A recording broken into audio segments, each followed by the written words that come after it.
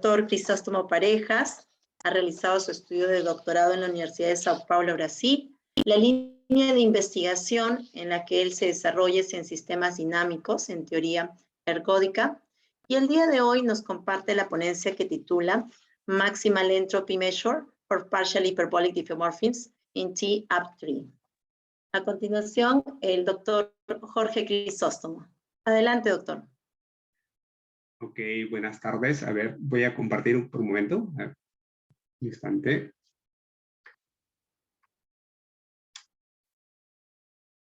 ¿Me confirma si ya puede visualizar? Correcto, doctor. Ya está compartiendo. Ya está, listo. Muy Adelante. bien. Muy bien, en primer lugar quiero agradecer a los organizadores por la invitación y al comité científico por aceptar esta pequeña charla. Y bueno, lo que tengo preparado para el día de hoy pues es hablarles de medidas de máxima entropía para diffeomorfismos parcialmente hiperbólicos en D3. Entonces, básicamente lo que tengo aquí es para comentarles los tópicos que actualmente he retomado en el estudio de esta línea de los sistemas dinámicos y la teoría ergódica. Y para comenzar, pues los diffeomorfismos parcialmente hiperbólicos son un ejemplo de los sistemas dinámicos. Entonces, ¿qué es un sistema dinámico? Pues para nosotros un sistema dinámico simplemente es, bueno, en esta charla va a ser una aplicación de un espacio M hacia el mismo espacio M, donde dependiendo, por ejemplo, pues las necesidades que se tenga con respecto al sistema dinámico, pues podemos pedir que este espacio de ambiente pueda ser un espacio topológico, un espacio métrico o una variedad diferenciable. Bien, entonces, una pregunta básica que se plantea dentro de los sistemas dinámicos, pues es, por ejemplo, dado un estado inicial, poder saber o si es predecible el comportamiento a largo plazo, ¿ya? O el futuro a largo plazo de este estado inicial, ¿no? Entonces, por ejemplo, obviamente bajo las iteraciones o bajo la ley, en este caso, de nuestro sistema dinámico. Por ejemplo, aquí yo tengo X, pues en un siguiente iterado tengo f de X y así, ¿no? Entonces me gustaría saber, por ejemplo, el futuro a largo plazo, pues de este estado inicial. Y si mi sistema dinámico, pues me permite iterar hacia atrás, por ejemplo, me gustaría averiguar, pues, dónde estuve en el pasado, ¿no? Bien, entonces, dicha pregunta no es tan sencillo de analizar cuando el sistema dinámico, por ejemplo, es caótico, ¿no? Por ejemplo, si hablamos de caoticidad en el sentido de Devaney, por ejemplo, pues una de las caracterizaciones para la caoticidad en el sentido de Devaney, pues es la sensibilidad a las condiciones iniciales. Entonces, por ejemplo, si mi sistema dinámico es sensible a las condiciones iniciales, pues no voy a poder en este caso predecir el comportamiento o el futuro a largo plazo de un estado inicial. Entonces, una forma de poder cuantificar el caos, por ejemplo, lo podemos hacer gracias a la entropía topológica. ¿Ya? Entonces, ¿qué es la entropía topológica? Pues más allá de lo que podamos estar viendo en estos momentos, la definición formal de la entropía topológica, pues simplemente vamos a decir aquí, dado un sistema dinámico, yo le puedo asociar un numerito, ¿ya? Entonces, un numerito que se llama número real en este caso, pues que ese número real de alguna manera nos indica la complejidad topológica de nuestro sistema dinámico. Y bueno, como es conocido en esta parte de los sistemas dinámicos, si la entropía topológica, por ejemplo, es positivo, se muestra que el sistema dinámico es caótico en el sentido de Devaney, ¿no? Por eso digo que una forma de cuantificar la caoticidad pues es a través de la entropía topológica. De forma similar, por ejemplo, si yo estoy simplemente considerando sistemas dinámicos medibles, podría cuantificar también el caos a partir de la entropía, en este caso, métrica. Entonces, para poder hablar de la entropía métrica, ¿ya? Yo simplemente ahora tengo mi sistema dinámico, pues que en M yo tengo una sigma álgebra, bueno, tengo una medida, ¿no? O sea, esta terna es un espacio de medida. Entonces, yo voy a decir que esa medida mu, por ejemplo, es una medida F invariante, si simplemente pues la medida de la imagen inversa de cualquier conjunto medible pues, coincide con la medida del conjunto B. Entonces, si yo tengo un sistema dinámico que preserva una cierta medida, entonces a esta dupla yo le puedo asociar un numerito, ¿ya? Ese numerito, pues, también aquí se define de forma correcta todo esto, pero bueno, vamos a, en este caso, simplemente decir que a esta dupla, pues yo le puedo asignar un número, ¿no? Entonces, ese número, pues, nosotros le llamamos la entropía métrica. ¿Y qué es lo que hace la entropía métrica? La entropía métrica de F con respecto a la medida mu, lo que hace es cuantificar el caos de este sistema dinámico respecto en este caso, a la medida mu. Entonces, también es conocido que obviamente un sistema dinámico en principio podría tener pues varias medidas invariantes, ¿no? Entonces, tranquilamente si yo tengo, por ejemplo, otra medida invariante nu, entonces a esta dupla yo le podría pues asignar, ¿no? Asociar pues este numerito que es la entropía métrica de F respecto a esta medida nu.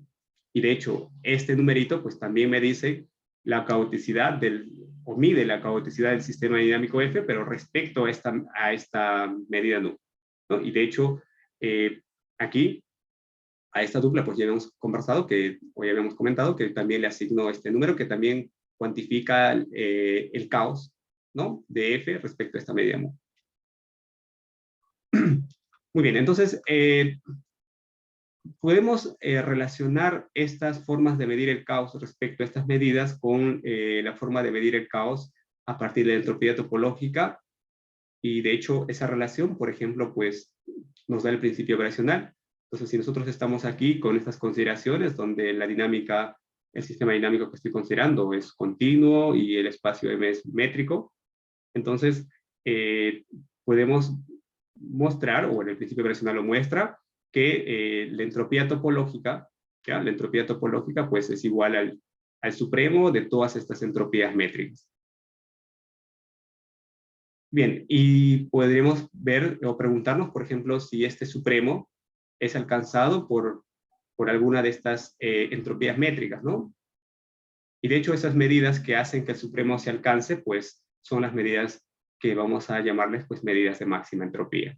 Entonces, aquí mu, para nosotros, mu es una medida de máxima entropía si la entropía topológica coincide en este caso con la entropía métrica. O sea, dicho de otro modo, de manera, interpretando esto, que es la parte que al fin y al cabo quiero que se quede con la idea, ¿no? Es que la entropía o la medida de máxima entropía es aquella medida que me consigue o que nos consigue visualizar, por ejemplo, pues el caos total del sistema dinámico, ya que la entropía topológica pues mide de alguna manera la caoticidad del sistema, ¿no? Entonces, en ese sentido, estas medidas pues son interesantes. Y de hecho, pues surgen preguntas naturales, preguntas que fueron planteadas hace mucho tiempo, ¿no? Preguntas bastante antiguas, podemos decir. Por ejemplo, pues, si todo sistema dinámico, pues, admite este tipo de medidas, ¿no? Este tipo de medidas que le estamos llamando medidas de máxima entropía. Y si estas medidas existen, por ejemplo, pues nos gustaría saber, ¿no? Nos gustaría saber, pues, si son únicas o no. Bien, entonces, en la literatura, pues, como son preguntas bastante antiguas, estas, por ejemplo, podemos mencionar que no todos los sistemas dinámicos, pues, admiten medidas de máxima entropía. O sea, quiere decir que no todos los sistemas dinámicos tienen esta medida que me consigue visualizar el caos total del sistema dinámico. Y de hecho, un trabajo bastante antiguo, del 73, por ejemplo, de Misiurewicz, pues, construye un difeomorfismo de clase CR, ¿no? Un difeomorfismo de clase CR, que no admite pues estas medidas de máxima entropía. Y podemos mencionar aquí también, por ejemplo, si F es de clase C infinito, ¿no? Por ejemplo, ahí sí pues garantizamos la existencia de estas medidas de máxima entropía. Y de hecho estos son los trabajos, por ejemplo, de Newhouse, ¿no? Bien, y también podemos aquí mencionar los trabajos de Bowen, que también son bastante antiguos estas. Por ejemplo, pues Bowen más o menos del 75, muestra, por ejemplo, si nosotros tenemos aquí en nuestro sistema dinámico es un homeomorfismo, por ejemplo, un homeomorfismo más algunas propiedades por ejemplo, topológicas que podemos, o propiedades dinámicas, ¿no? Pues algunas propiedades dinámicas sobre el F, pues garantiza la existencia, por ejemplo, de una única medida de máxima entropía. Bien, entonces, en conclusión, lo que quiero mencionar aquí es lo siguiente, tratando de responder estas preguntas que nos hemos planteado anteriormente, es que si tú quieres estudiar la existencia y unicidad de estas medidas, no pasa básicamente por la regularidad de tu sistema dinámico, porque aquí tú tienes un sistema dinámico bastante regular, de hecho de clase CR, que no admite medidas de máxima entropía. Por otro lado, tú tienes homeomorfismos con algunas propiedades que sí admiten medidas de máxima entropía. Entonces, el estudio de la existencia y unicidad, pues básicamente depende de las propiedades intrínsecas que pueda tener tu sistema dinámico. Es por ello pues que en esta charla pues quiero centrarme en unos sistemas dinámicos en particulares que le estamos llamando parcialmente hiperbólicos. ¿Ya? Entonces, voy a hablarles pues de los parcialmente hiperbólicos en el toro T3 y pues qué es un sistema dinámico parcialmente hiperbólico en el T3, pero bueno, en todo caso, un ejemplo antes de ir a la definición formal.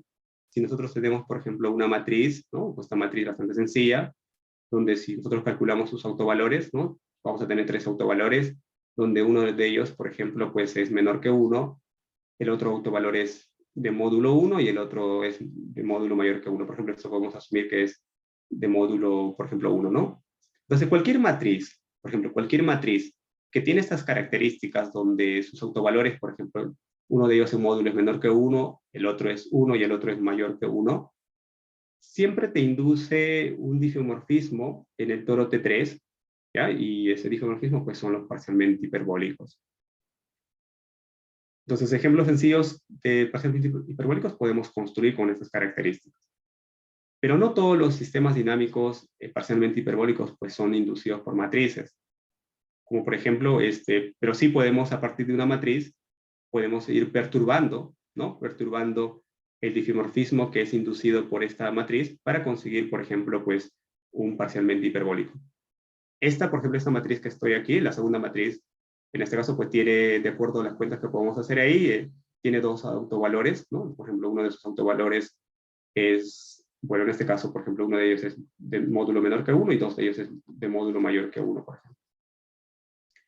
Entonces, este tipo de matrices, pues no induciría propiamente un parcialmente hiperbólico en T3, pero si yo perturbo el sistema dinámico inducido por esta matriz, que justamente sería el F sub A, si yo perturbo este sistema dinámico, pues voy a llegar a obtener un sistema dinámico que nosotros le llamamos parcialmente hiperbólicos. Bien, entonces, de manera general, pues podemos definir que es un parcialmente hiperbólico. De hecho, yo voy a decir, o vamos a decir que un sistema dinámico es parcialmente hiperbólico, ¿ya? O aquí propiamente voy a decir que un difeomorfismo se llama parcialmente hiperbólico si el fibrado tangente, ¿ya? Si el fibrado tangente, pues podemos descomponer como la suma de 3 fibrados, ¿ya? Aquí este fibrado se llama fibrado estable, el fibrado central y el fibrado pues inestable. Bien, y para ser parcialmente hiperbólico pues no basta que el fibrado tangente se descomponga en estos 3 fibrados, sino que el comportamiento, ¿ya? Sino que el comportamiento del sistema dinámico en esta dirección pues es bastante sencillo, en el sentido que es un comportamiento contractivo, o sea, es una contracción. Y en la dirección inestable, ¿ya? Lo que nos está diciendo esta desigualdad es pues, que tenemos un comportamiento expansivo. Y en la dirección central, pues el comportamiento no es conocido, por eso tenemos estos de parcialmente hiperbólicos, ¿ya? Pero lo que sí nos dice esta desigualdad, es que el comportamiento en la dirección central es un comportamiento intermedio entre la contracción y la expansión. Entonces, en palabras sencillas, pues lo que nos dice esta desigualdad es que si contrae en esta dirección central, pues la tasa de contracción no debería ser menor que lo que ya se tenía en el estable, y si expande, ¿no? Y si expande en esta dirección central, pues no debería expandir más que en la dirección inestable. Entonces, esta es la definición formal de los parcialmente hiperbólicos. Nosotros nos vamos a centrar en este tipo de sistemas dinámicos, pero que están definidos propiamente en el toro T3. ¿Por qué en el toro T3? Porque en el toro T3 se tiene mucha información sobre la foliación, en este caso, central. En todo caso aquí, también es conocido en la literatura, por ejemplo, de los sistemas dinámicos, que siempre existe una foliación estable tangente a este fibrado. Lo mismo, siempre existe una foliación llamada foliación inestable, ¿ya? Tangente a este fibrado, pero en general no es, en general, pues los sistemas dinámicos parcialmente hiperbólicos, pues no necesariamente admiten foliaciones centrales que sean tangentes a este fibrado. Bien, eso es lo que mencionamos aquí. Y justamente un ejemplo de la última situación que estoy comentando, donde no existe necesariamente foliación central, pues se encuentra en este artículo de los autores Hertz, Ures, ¿no? Donde muestran pues un sistema dinámico parcialmente hiperbólico cuya foliación central no necesariamente existe. Bien. Pero si nosotros le agregamos una condición o hablamos de una clase de parcialmente hiperbólicos más fuerte, a las cuales se les llama absolutamente parcialmente hiperbólicos, ¿ya? Entonces, para este tipo de sistemas dinámicos, y cuando nuestra variedad, por ejemplo, es el toro T3, ahí se garantiza, en este caso, se garantiza la existencia de esta foliación central. Bien, entonces, para ser más específicos, por ejemplo, pues si estamos trabajando con estos sistemas dinámicos llamados difeomorfismos parcialmente hiperbólicos del tipo absoluto, ¿ya? Y estamos en el toro T3, pues por los trabajos de Brin, Burago y Ivanov, pues se garantiza siempre la existencia de una foliación central que va a ser tangente al fibrado central. Y más aún, en los años 2013, ¿ya? Entonces, Andy Hammerlin caracteriza, ya que, por ejemplo, estamos trabajando en el toro T3, entonces en el toro T3 tengo, de acuerdo a nuestra definición de parcialmente hiperbólicos, tenemos la dirección estable, la dirección central y la dirección inestable, o sea, cada uno de ellos tiene dimensión 1. Entonces, si ya tenemos que existe aquí, para este tipo de sistemas dinámicos parcialmente hiperbólicos, está garantizado la existencia de foliación central y las hojas son de dimensión 1, entonces pues sabemos que si las hojas son de dimensión 1, entonces pueden ser homeomorfos a R o pueden ser en este caso pues simplemente homeomorfos al círculo, ¿no? Que básicamente esas dos son las variedades que nosotros tenemos de dimensión 1. Bien, entonces Andy Hammerlin pues caracteriza cuando, por ejemplo, pues la foliación central tiene todas sus hojas homomorfas a R y cuando todas las hojas de la foliación central pues son homomorfas al círculo. Y de hecho, pues él da esta caracterización completa donde si F es homotópico a un anoso lineal, entonces sucede que las hojas centrales son homomorfas a R y caso contrario, pues las hojas centrales son homomorfas al círculo, o sea, son compactos. Muy bien, entonces esa es la razón de por qué nosotros estamos interesados en este tipo de difeomorfismos que van a estar definidos en T3, ya que la foliación central está completamente caracterizada. Entonces, ¿qué es lo que se tiene con respecto a la existencia de las medidas invariantes para este tipo de sistemas dinámicos? Pues en el año, por ejemplo, 2012, ¿ya? Cuando estás en el caso donde las hojas centrales son homomorfas a R, pues Ures muestra que el sistema dinámico pues tiene una única medida que te consigue visualizar el caos total, o sea, tiene una única medida de máxima entropía.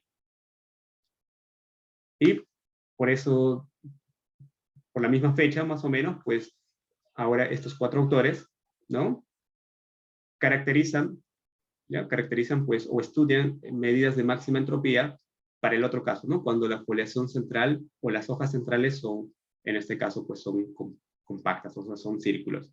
Entonces, ellos consiguen, en este caso, caracterizar que el sistema dinámico va a tener una única medida de máxima entropía, ¿ya? Y esta medida va a ser no hiperbólica. Bueno, no hiperbólica, pues, no hemos definido, pero significa que el exponente del diáfono central, pues, es igual a 0, por ejemplo, ¿no? Bien, entonces, en conclusión, pues lo que estamos diciendo que estos, por ejemplo, estos 4 autores, pues estudian sobre la finitud y existencia de estas medidas de máxima entropía para los sistemas dinámicos parcialmente hiperbólicos cuando sus hojas son, en este caso, pues, círculos. Entonces, bueno, básicamente lo que prueban es una dicotomía. Entonces dice, o bien tiene una única medida de máxima entropía, y en este caso, pues, esa medida va a ser no hiperbólica, o muestran que existe un número finito, ¿ya? Un número finito de estas medidas, donde todas son hiperbólicas.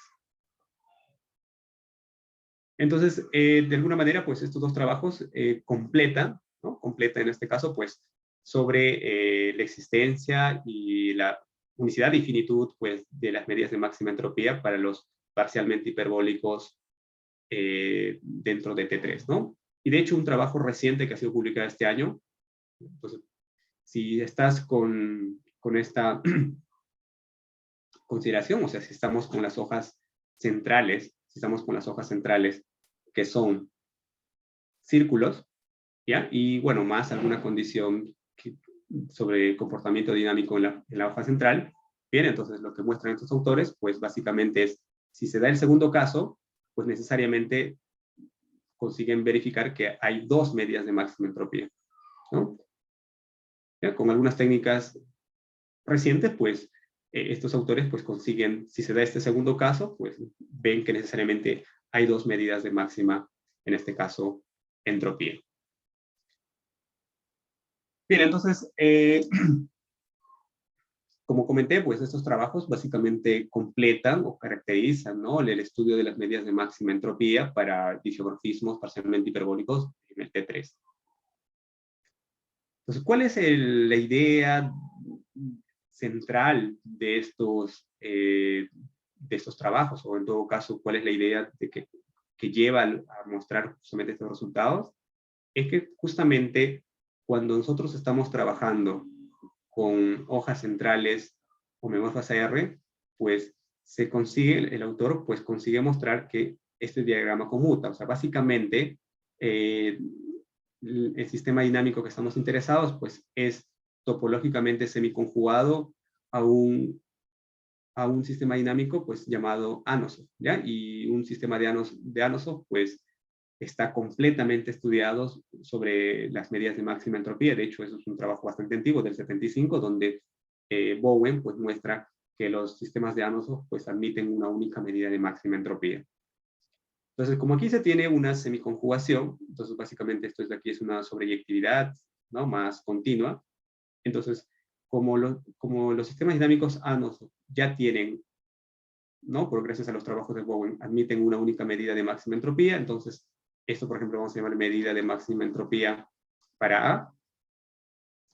Entonces, si queremos verificar por la existencia de medidas para F, pues básicamente lo que hacen es proyectar una medida, ¿no? Entonces, cualquier medida cualquier medida mu que se proyecta en M, pues va a ser una medida también de máxima entropía para F. Entonces, de esa manera, pues, por ejemplo, gracias a en este caso, a la semiconjugación topológica, pues consiguen, en este caso, mostrar la existencia de estas medidas, ¿no? La existencia de estas medidas. Y bueno, con respecto a la unicidad, por ejemplo, entonces, con respecto a la unicidad, pues, en este caso, lo que hacen, ¿ya? Con respecto a la unicidad, pues, para verificar la unicidad, entonces, simplemente usan las herramientas de desintegración. Entonces, por ejemplo, de a grosso modo, simplemente, pues, quiero mencionar las herramientas que usan aquí. Entonces, una de las herramientas para mostrar la unicidad, pues, la herramienta novedosa, que en todo caso en estos estudios, es que usan la desintegración de una medida. Entonces, una desintegración básicamente es una especie de del teorema de Fubini. Entonces, lo que hacen es, por ejemplo, pues desintegran estas medidas a lo largo de las hojas centrales. Entonces, pues lo que observan es que la desintegración de esta medida mu a lo largo de las hojas centrales, ¿ya? Van a ser, o las medidas condicionales, pues van a ser medidas de Dirac. Entonces, básicamente, pues lo que hacen es cuando desintegran, obtienen un estilo, o la medida, pues las medidas condicionales van a ser medidas de Dirac. Y bueno, si tienen otra medida, por ejemplo, nu, que también es proyectado a m, de hecho tienen que proyectarse a la misma medida m, porque aquí en el A nosotros tiene una única medida. Entonces, pues lo mismo, ¿no? Para esa medida, pues simplemente desintegran. De hecho, para esa medida también se consigue mostrar que la desintegración o las medidas condicionales son medidas de Dirac.